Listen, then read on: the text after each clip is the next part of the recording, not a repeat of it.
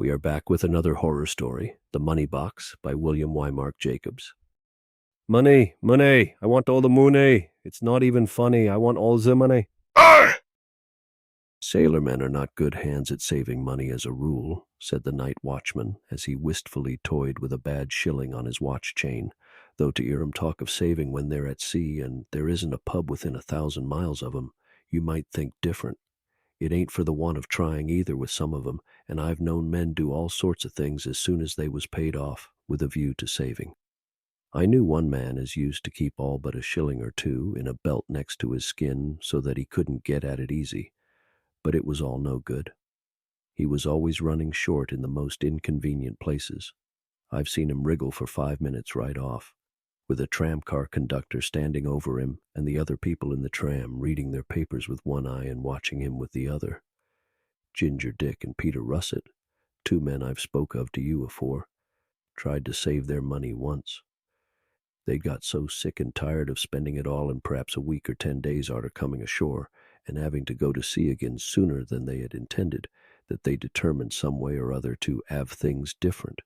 They was homeward bound on a steamer from Melbourne when they made their minds up, and Isaac Lunn, the oldest fireman aboard, a very steady old teetotaler, gave them a lot of good advice about it.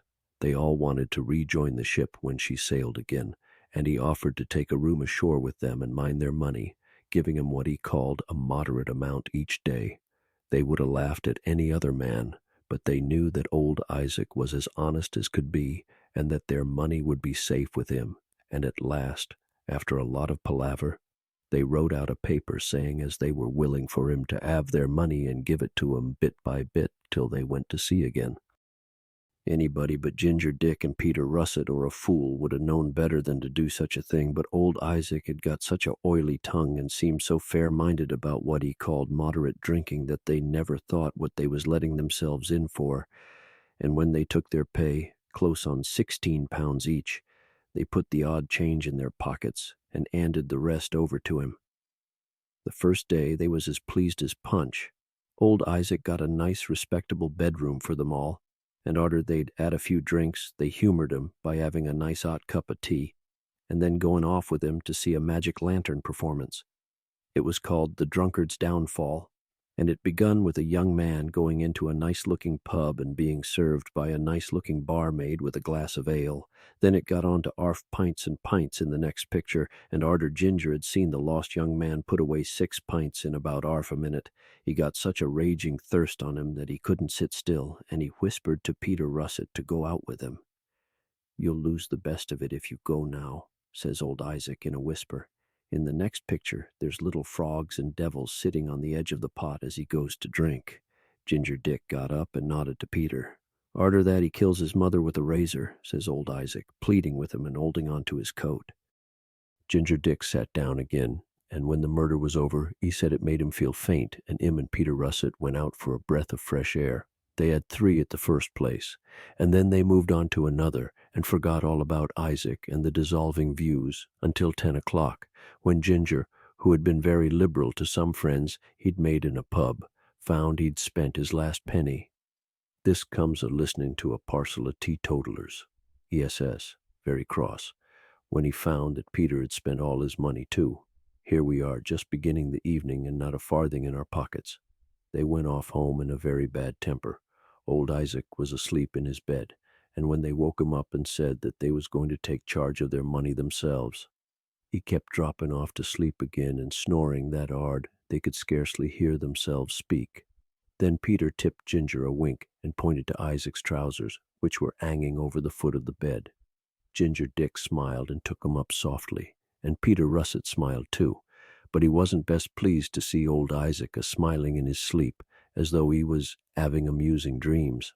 All Ginger found was a penny, a bunch of keys, and a cough lozenge. In the coat and waistcoat he found a few tracts folded up, a broken penknife, a ball of string, and some other rubbish. Then he sat down on the foot of their bed and made eyes over at Peter. "Wake him up again," says Peter in a temper. Ginger Dick got up and, leaning over the bed, took old Isaac by the shoulders and shook him as if he'd been a bottle of medicine. "Time to get up, lads," says old Isaac, putting one leg out of bed. No, it ain't, says Ginger, very rough. We ain't been to bed yet. We want our money back. Isaac drew his leg back into bed again. Good night, he says, and fell fast asleep. He's shamming, that's what he is, says Peter Russet. Let's look for it. It must be in the room somewhere. They turned the room upside down pretty near, and then Ginger Dick struck a match and looked up the chimney, but all he found was that it hadn't been swept for about 20 years, and what with temper and soot he looked so frightful that Peter was arf afraid of him. I've had enough of this, says Ginger, running up to the bed and holding his sooty fist under old Isaac's nose.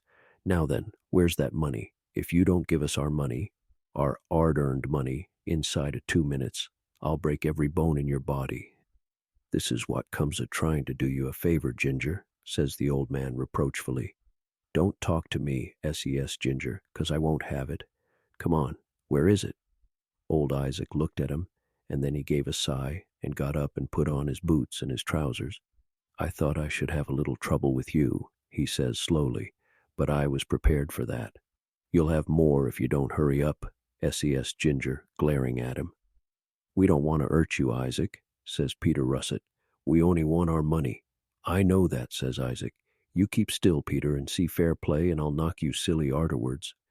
He pushed some of the things into a corner, and then he spat on his hands and began to prance up and down and duck his head about and hit the air in a way that surprised him. I ain't hit a man for 5 years, he says, still dancing up and down. Fighting's sinful except in a good cause, but afore I got a new art, Ginger, I'd lick 3 men like you afore breakfast, just to get up a appetite. Look here, says Ginger, you're an old man, and I don't want to hurt you. Tell us where our money is, our hard-earned money, and I won't lay a finger on you. I'm taking care of it for you, says the old man. Ginger Dick gave a howl and rushed at him, and the next moment Isaac's fist shot out and gave him a drive that sent him spinning across the room until he fell in a heap in the fireplace. It was like a kick from a horse, and Peter looked very serious as he picked him up and dusted him down. You should keep your eye on his fist, he says sharply. It was a silly thing to say, seeing that was just what had happened, and Ginger told him what he'd do for him when he'd finished with Isaac. He went at the old man again, but he never had a chance, and in about 3 minutes he was very glad to let Peter help him into bed. It's your turn to fight him now, Peter, he says. Just move this pillar so as I can see. Come on, lad, says the old man. Peter shook his head. I have no wish to hurt you, Isaac, he says kindly. Excitement like fighting is dangerous for an old man. Give us our money, and we'll say no more about it. No, my lads, says Isaac. I've undertook to take charge of this money, and I'm going to do it, and I hope that when we all sign on aboard the Planet, there'll be a matter of 12 pounds each left. Now, I don't want to be harsh with you, but I'm going back to bed, and if I have to get up and dress again, you'll wish yourselves dead. He went back to bed again, and Peter, taking no notice of Ginger Dick, who kept calling him a coward, got into bed alongside of Ginger and fell fast asleep. They all had breakfast in a coffee shop next morning, and arter it was over, Ginger, who hadn't spoke a word till then, said that he and Peter Russet wanted a little money to go on with. He said they preferred to get their meals alone, as Isaac's face took their appetite away. Very good, says the old man. I don't want to force my company on nobody. And after thinking hard for a minute or two, he put his hand in his trouser pocket and gave them 18 pence each. What's this for? Says Ginger, staring at the money. Matches. That's your day's allowance, says Isaac, and it's plenty. There's 9 pence for your dinner, 4 pence for your tea, and 2 pence for a crust of bread and cheese for supper. And if you must go and drown yourselves in beer, that leaves 3 pence each to go and do it with. Ginger tried to speak to him, but his feelings was too much for him, and he couldn't. Then Peter Russet swallowed something he was going to say and asked old Isaac very perlite to make it a quid for him, because he was going down to Colchester to see his mother, and he didn't want to go empty-handed. You're a good son, Peter, says old Isaac, and I wish there was more like you. I'll come down with you if you like. I've got nothing to do. Peter said it was very kind of him, but he'd sooner go alone, owing to his mother being very shy afore strangers. Well, I'll come down to the station and take a ticket for you, says Isaac. Then Peter lost his temper altogether, and banged his fist on the table and smashed off the crockery. He asked Isaac whether he thought him and Ginger Dick was a couple of children, and he said if he didn't give 'em all their money right away, he'd give 'em in charge to the first policeman they met. "I'm afraid you didn't intend for to go and see your mother, Peter," says the old man. "Look here," says Peter, "are you going to give us that money?" "Not if you went down on your bended knees," says the old man. "Very good," says Peter, getting up and walking outside. "Then come along o' me to find a policeman." "I'm agreeable," says Isaac, "but I've got the paper you signed." Peter said he didn't care 2 pence if he'd got 50 papers, and they walked along looking for a policeman, which was a very unusual thing for them to do. "I hope for your sakes it won't be the same policeman that you and Ginger Dick set on in Gun Alley the night afore you shipped on the Planet," says Isaac, pursing up his lips. "'Tain't likely to be," says Peter, beginning to wish he hadn't been so free with his tongue. "Still, if I tell him, I dessay he'll soon find him," says Isaac. "There's one coming along now, Peter. Shall I stop him?" Peter Russet looked at him, and then he looked at Ginger, and they walked by, grinding their teeth. They stuck to Isaac all day, trying to get their money out of him, and the names they called him was a surprise even to themselves. And at night they turned the room topsy-turvy again, looking for their money, and had more unpleasantness when they wanted Isaac to get up and let him search the bed. They had breakfast together again next morning, and Ginger tried another tack. He spoke quite nice to Isaac, and had 3 large cups of tea to show him how he was beginning to like it. And when the old man gave him their 18 pences, he smiled and said he'd like a few shillings extra that day. "It'll be all right, Isaac," he says. "I wouldn't have a drink if you asked me to. Don't seem to care for it now. I was saying so to you only last night, wasn't I, Peter?" "You was," says Peter. "So was I." "Then I've done you good, Ginger," says Isaac, clapping him on the back. "You have," says Ginger, speaking between his teeth, "and I thank you for it. I don't want drink, but I thought of going to a music hall this evening." "Going to what?" says old Isaac, drawing himself up and looking very shocked. "A music hall," says Ginger, trying to keep his temper. "A music hall," says Isaac. "Why, it's worse than a pub, Ginger. I should be a very poor friend of yours if I let you go there. I couldn't think of it." "What's it got to do with you, you gray-whiskered serpent?" screams Ginger, arf mad with rage. "Why don't you leave us alone? Why don't you mind your own business? It's our money." Isaac tried to talk to him, but he wouldn't listen, and he made such a fuss that at last the coffee shop keeper told him to go outside. Peter followed him out, and being very upset, they went and spent their day's allowance in the first hour, and then they walked about the streets quarreling as to the death they'd like old Isaac to have when his time came. They went back to their lodgings at dinner time, but there was no sign of the old man, and being hungry and thirsty, they took all their spare clothes to a pawnbroker and got enough money to go on with.